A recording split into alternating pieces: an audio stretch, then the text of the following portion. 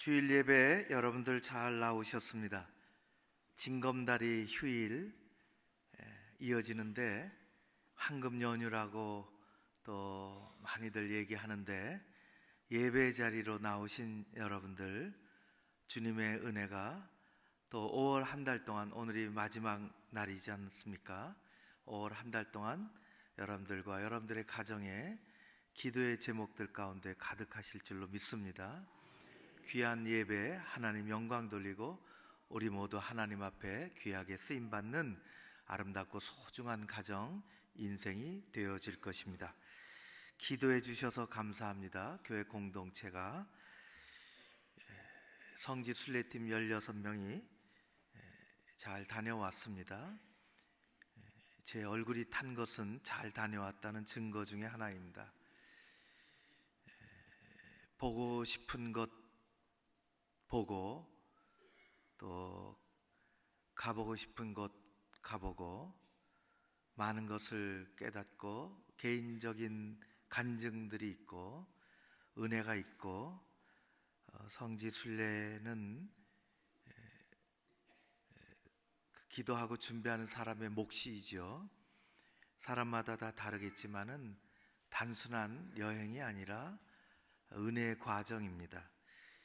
어떤 분은 올까 말까 참 망설이고 결심하기 쉽지 않았는데 오기를 잘했다고, 안 왔으면 많이 후회했을 거라고, 어떤 분은 내가 이렇게 행복해도 되는지 모르겠다고 눈물이 난다고, 또 선상에서 갈릴리 바다에 배를 타고 주일에 예배드리고 성찬 예식 하는데 비록 배는 흔들리지만은 참 성찬 예식에 처음부터 끝까지 눈물을 흘리고, 또 겟세마네 동산에 큰 감람나무, 설명에 의하면 꽤나 오래된 감람나무라고 하는데 예수님의 기도가 들려온다고, 그렇게 은혜의 감정이 생기는 거죠.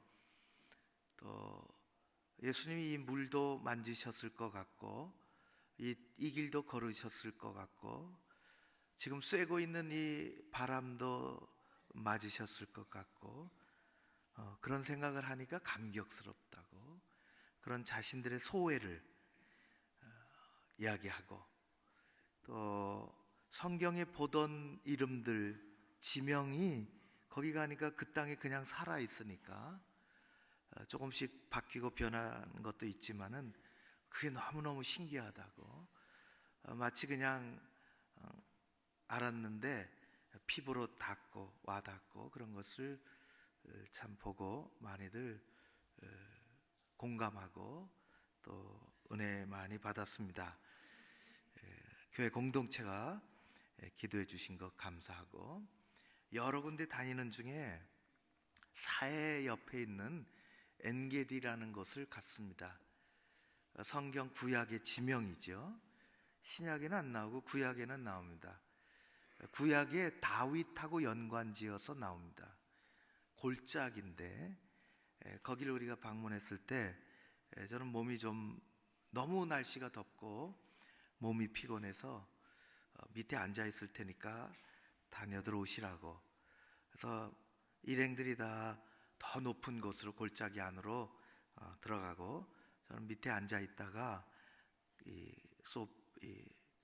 의자에 앉아 있다가 어디서 물소리가 들려서 그 소리를 따라갔더니 아주 작은 폭포가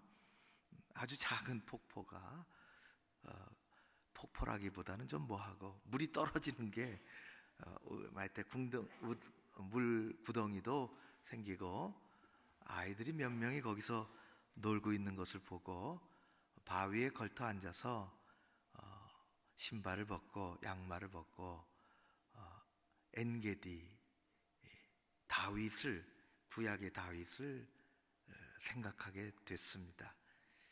다윗이 피신했던 곳이죠.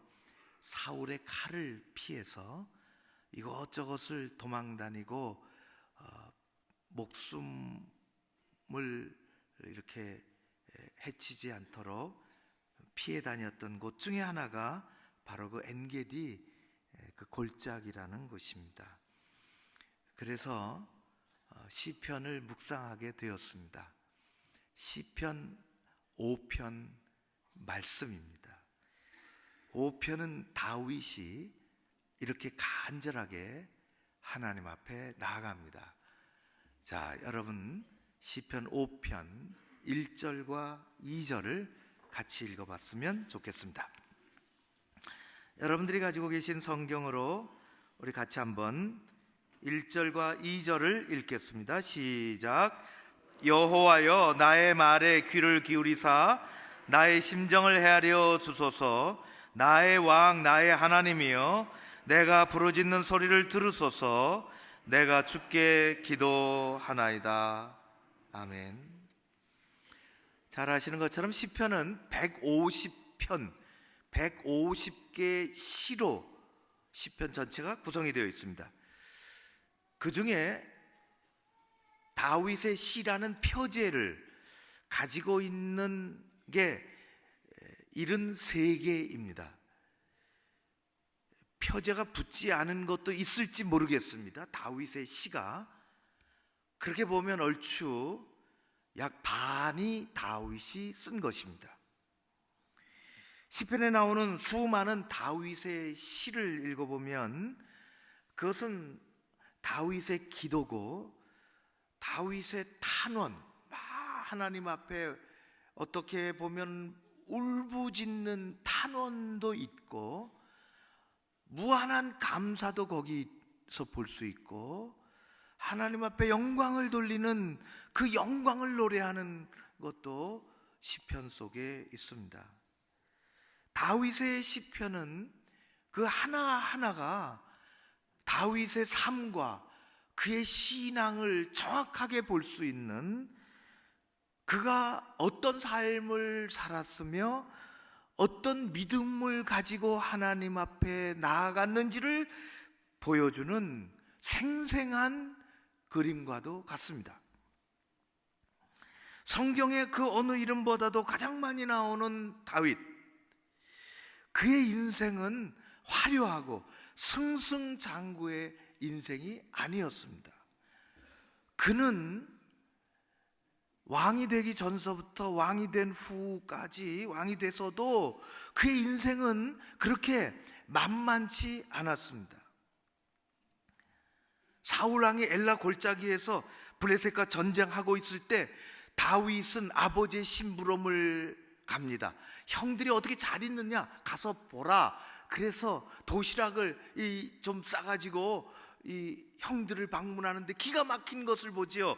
그곳에 적장 골리앗, 듣기만 했던 그 골리앗이 우뚝 건너편에 서서는 고함을 치고 이스라엘을 모욕하고 넘어서서 하나님을 모욕하는 소리를 듣고 그는 참을 수가 없었습니다. 성격이 못돼서 참을 수 없었다는 것이 아니라 그의 신앙심으로 도저히 넘어갈 수 없는 그 환경 속에서 그는 우리가 잘 아는 것처럼 물맷돌을 준비해서 미사일을 쏘듯이 저 건너편에 있는 골리앗을 향하여 날려보냅니다. 골리앗은 그 자리에서 쓰러지죠. 이런 얘기를 교회학교 전도사님이 목청을 높이고 말이지 생생하게 할 때에는 가슴이 막 울렁거리고 너무너무 다윗, 그런 적이 있었죠. 우리 모두가 전쟁터의 긴장감이 일시에 사라지고 이스라엘 군대는 거의 패색이 짙었다가 다시 승리가 오게 되었습니다. 마치 농구 시합에 지는 것 같았는데 1점 져도 지는 건데 버저비터와 함께 공이 날아가고 좁은 볼대를 향해서 그 농구공이 쫙 빨려 들어가서 일순간에 패색이 짙었다가 전세가 바뀌고 승리하는 것처럼 너무너무 멋있는 광경이 엘라 골짜기 앞에서 안에서 벌어졌습니다. 이스라엘은 전체가 다 난리가 났지요. 환호를 합니다. 승리의 노래를 부릅니다. 다윗이 일순간에 아주 인기가 올랐습니다. 그런데 이런 통쾌한 일이 다윗의 생에 매번 일어나지 않았다는 것입니다. 오히려 다윗의 생애는 수많은 적들로 둘러싸였으며 그로 말미암아 그는 고난과 고통이 늘 그의 뒤를 따라다니는 그런 삶을 살았습니다. 그가 왕임에도 불구하고, 왕이 되었음에도 불구하고 그는 그런 삶을 살았습니다. 그러나 그의 시편 대부분은 그런 고통, 그런 고난, 적들의 공격과 환난 속에서 나온 진주 같은 모습을 우리에게 보여줍니다. 그래서 우리가 그 시편을 읽으면 우리가 하나님 앞에 기도하는 것이 되는 거예요. 다윗의 역경을 이기고 시련이 다가와도 하나님을 바라보고 찬양하는, 영광을 노래하는 그것을 우리가 읽으면 우리도, 우리의 삶이 그러하다 할지라도 다윗과 같이 우리도 그 앞에 영광의 하나님을 찬양하며 나아가게 되는 것입니다. 다윗은 오늘도 원수들의 공격 가운데서 하나님을 찾습니다. 2절 제가 읽으면 다시 이렇습니다. 나의 왕, 나의 하나님이여, 내 부르짖는 소리를 들으소서. 내가 주께 기도하나이다. 나의 왕, 나의 하나님이여. 다윗은 왕임에도 불구하고 하나님을 왕이라 그렇게 부르고 있습니다. 나의 왕이시여. 하나님은 다윗의 왕이셨고 다윗의 주인이셨습니다. 고속도로에 차들이 달리고 있는데 유독 그 중에서 다른 차들보다도 빠르고 급하게 달리는 2대의 차가 있었습니다. 한 대는 위급한 환자를 태우고 응급실로 향해서 달리는 앰뷸런스였고, 다른 한 대는 술 취한 사람이 단속 카메라에 관계없이 가속 페달을 밟고 달리는 그런 승용차였습니다. 응급차는 한 생명을 살리고자 달리고 있었고, 미친 듯이 달리는 과속 승용차는 멀쩡한 생명도 해칠 듯이 달리고 있었습니다. 2대 차량의 근본적인 차이가 무엇일까요? 차의 외관이, 그 모양이 어떻다, 그 차의 크기가 어떻다, 그 차에 매겨진 가격이 어떻다, 그런 것이 아닙니다. 2 차량의 존재의 차이가 있다면 그것은 차 운전석에 누가 앉아서 지금 운전하고 있느냐 하는 것입니다. 응급차의 운전석에는 귀중한 생명을 구하려고 달려가는 책임감 있는 멋진 운전사가 앉아있는 반면, 미친 듯이 달리는 과속 승용차 운전석에는 다른 생명을 해칠지 모르는 미친 존재감이 앉아있습니다. 어떤 차는 생명을 구하는 차가 되고 어떤 차는 생명을 위협하고 해치는 차가 되는 것입니다. 사랑하는 성도 여러분, 여러분의 인생의 운전석에는 누가 앉아 있습니까? 여러분, 우리가 어디서 산다, 무엇을 하며 산다 하는 것이 중요합니다. 그러나 우리의 인생의 결판을 내는 데 있어서 그렇게 중요하지는 않습니다. 그것이 우리의 살아가는 데 필요하지만, 중요하지만, 내가 어디 살며 내가 무엇을 하며 사는 사람인지 우리의 정체성을 조금은 이야기해 주지만은 우리의 삶의 전체를 이야기해 주지는 않습니다. 정말 중요한 건 뭐냐? 우리의 인생이 어디로 향하고 있느냐? 우리 인생의 주인이 누구냐? 하는 것입니다. 우리 인생의 운전석에 누가 앉아 있느냐 하는 것입니다. 다윗은 사울 왕을 이어서 이스라엘의 2번째 왕이 되어 이스라엘을 통치했습니다. 그는 자신이 왕이지만은 하나님을 왕이라고 부릅니다. 나의 왕, 나의 하나님이여.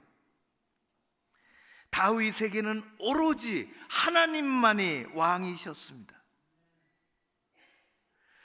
그는 하나님의 통치를 받는 사람이었습니다.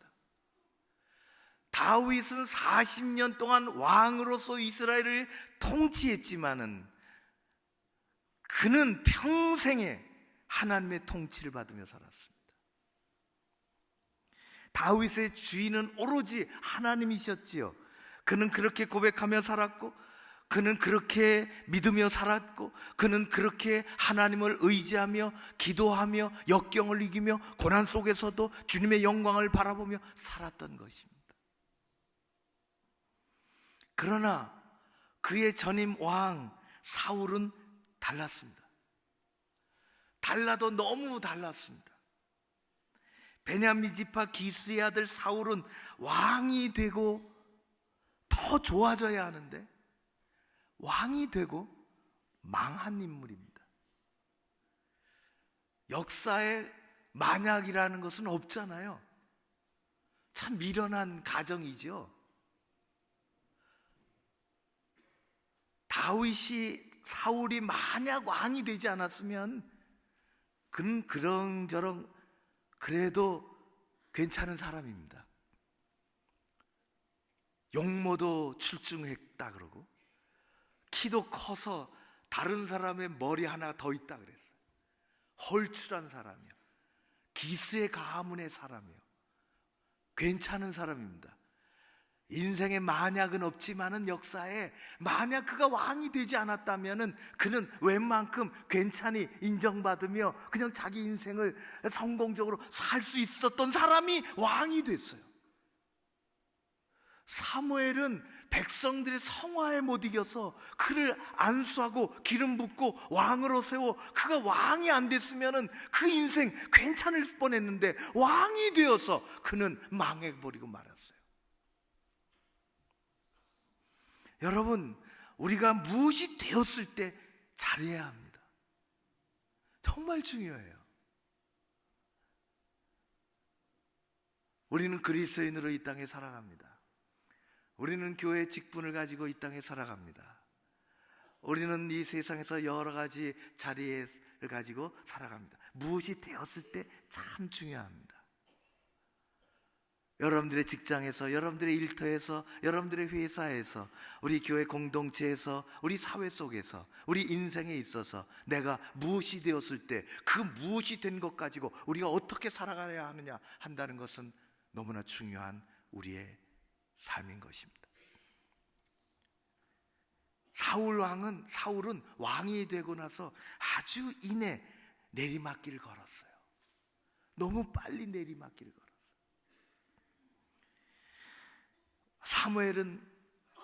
사울은 왕이 되고 나서 하나님의 종 사무엘을 무시하기 시작했습니다. 그리고 하나님의 말씀을 어기는 중대한 범죄를 저질렀습니다. 영적인 교만이 심해지기 시작했죠. 하나님을 떠나게 되었습니다. 성령의 감동을 무시하기 시작했죠. 그러니 그를 차지하고 들어오는 곳은 악신이었습니다. 그는 정신적인 혼란도 겪었어요. 그는 무섭게 변해 갔습니다. 무섭게 내리막길을 그 인생이 걸었어요. 마치 술 취한 운전자가 무섭게 과속 운전하는 미친 차량과 같았습니다. 사울 왕은 파멸의 길을 걸었지요. 그의 마지막은 전쟁터에서의 비참한 죽음이었습니다. 왕이 되지 않았다라면, 왕이 돼서도 하나님을 떠나지 않았다라면 그는 전혀 다른 삶을 살았을 것입니다. 그러나 그의 불행은 하나님을 버렸다는 것에서부터 시작이 됐습니다. 하나님이 진정한 왕이신 줄을 그는 잊어버렸습니다. 하나님을 나의 왕으로 부르는 다윗과는 전혀 다른 길을 걸었습니다. 다윗인 것은 그가 이스라엘 나라의 눈에 보이는 그 나라의 왕이 되었건 왕이 되지 않았건 그 어떤 삶을 살았건 다윗인 것은 왕이신 하나님을 그는 놓치지 않았다는 것입니다. 어려운 여건과 고난 속에서도 하나님을 찾습니다. 나의 왕, 나의 하나님이여. 그리고 성경을 우리가 읽어보면 7절에 이렇게 얘기합니다. 7절이 너무 좋아요. 7절을 제가 읽으면 이렇습니다. 오직 나는 주의 풍성한 사랑을 힘입어서 주의 집에 들어가 주를 경외함으로 성전을 향하여 예배하리이다. 시장에서 어디 뒷골목에서 나와서 지나가는 예수님을 바라보고 은혜를 받고 눈을 뜬 어떤 그런 사람의 이 고백인 것 같아요. 풍성한 사랑, 구약에서 잘 보기 어려운 표현입니다. 다윗은 나는 주님의 풍성한 사랑에 힘입어서 주의 성전에서 예배드립니다. 여러분 잘 알잖아요. 성전은 누가 짓느냐? 다윗의 아들 솔로몬이 짓습니다. 그 시대에는 성전이 없어요. 그러나 그는 하나님이 임재하시는 곳이면, 하나님과 내가 함께 있는 곳이면, 그것이 찬양하는 것이고, 그것이 기도하는 것이고, 그것이 하나님 앞에 토로하고 자기의 자신을 쏟아내는 것이고, 하나님을 경배하는 것이고, 하나님을 노래하는 것이고, 그런 곳이면 그곳이 어디든지, 그것이 천막 속이든지, 그것이 저 동굴 속이든지, 그것이 광야 한가운데든지, 머리에 뜨거운 햇빛이 내려 쬐든지, 아니면 자기 집 가운데 거처하든지 상관없이 하나님과 자기가 함께하는 곳이면, 하나님 앞에 경배하러 무릎 꿇고 나가는 곳이면 그곳은 다윗의 성전이었습니다. 얼마나 아름다운지 몰라요. 주님의 풍성한 사랑에 힘입어서 내가 주님 앞으로 나아갑니다. 나의 왕, 나의 하나님이요.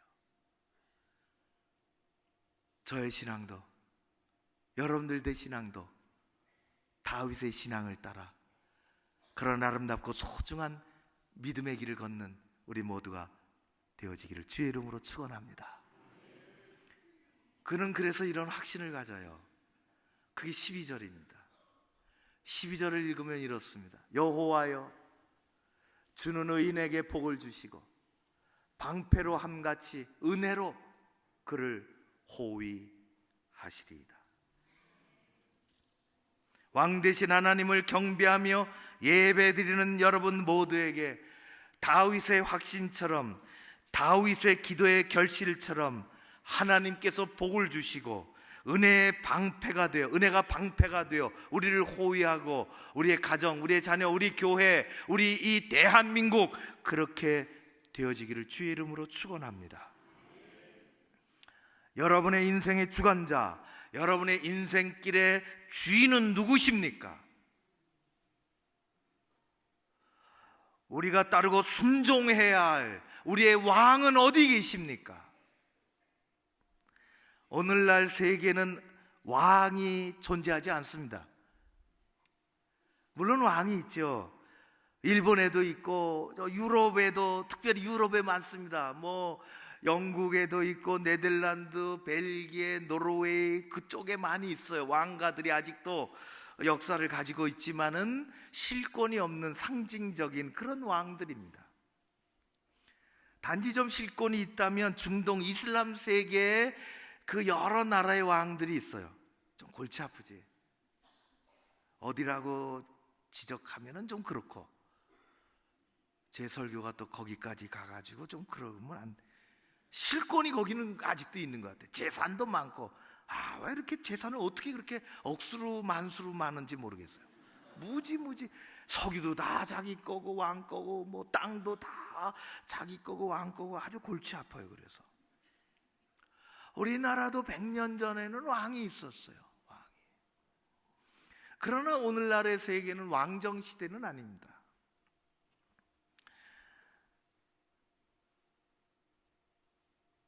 뉴스로 듣는 게 미국 얘기. 매일 웃으면 더욱더욱 빠지지 않고. 미국은 역사상 지금의 미국은 왕이 없었어요. 없지요. 있을 수가 없지요. 그래서 왕의 스토리가 없어요, 미국에는. 대통령의 이야기들은 참 많습니다. 뭐 대단히 의미 있는 이야기들서부터 굉장히 아주 풍부해요. 대통령 이야기들을 풍부하게 가지고 있어, 거기는. 어쨌든지 간에 몇 년 전에 정말 재미있는 방송에 나와서, 여러분 보셨는지 모르겠습니다. 조지 부시 대통령의 이야기, 저는 봤어요. 텔레비전 뉴스로 잠깐 나오더라고. 어느 날 백악관 출입 기자들이 부시 대통령을 이렇게 인터뷰하려고 브리핑 하려고 했는지, 아무튼 만났는데 대통령을 보고 너무너무 놀랐어요. 왜냐하면 얼굴 한쪽이 말이 시퍼렇게 멍들어 있었다는 거예요. 참 나타나질 말아야지 그러면은. 근데 시퍼렇게 멍들었는데 그쪽도 문화는 또 그 아랑곳하지 않아서 그런지 말이지. 속으로 생각했겠지, 기자들이. 어젯밤 대판 싸워서 두들겨 맞았나? 대통령을 때릴 사람이 누가 있겠어요? 한 사람 외에 누가.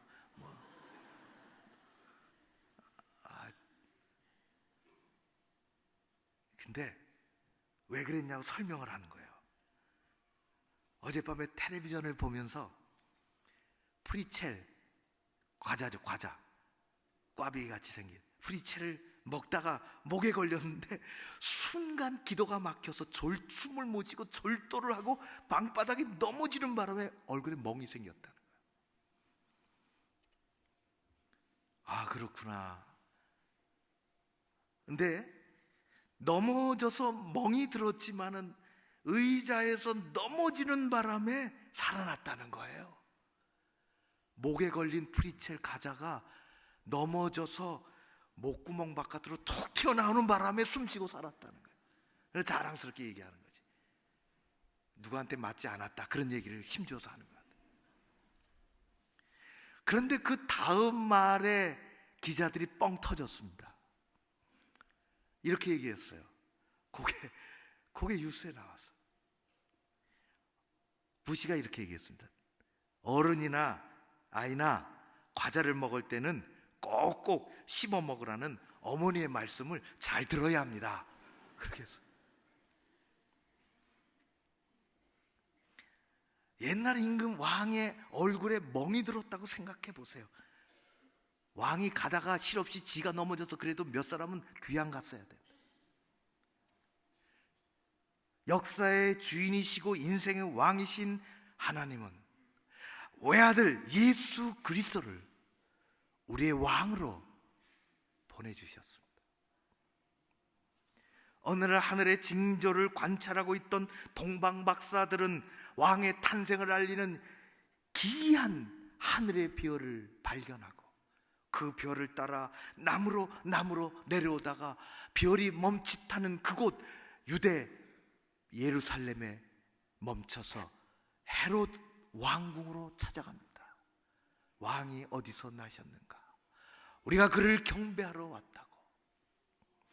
하나님이 보내신 예수 왕은 예루살렘 헤롯 왕궁에 태어나시는 것이 아니라 작은 시골 보잘것없는 베들레헴 말구유에서 태어나셨습니다. 3년의 공생애를 지내시고 마침내 예수님 왕은 붙잡혀 빌라도 총독 앞에 서셨습니다. 그 당시 세상에 어떤 주변의 왕들보다도 더 큰 권세를 가지고 있는 빌라도는 예수님을 향하여 추상같이 묻습니다. 네가 왕이냐? 왕이신 예수님은 주저없이 대답하십니다. 내가 왕이니라.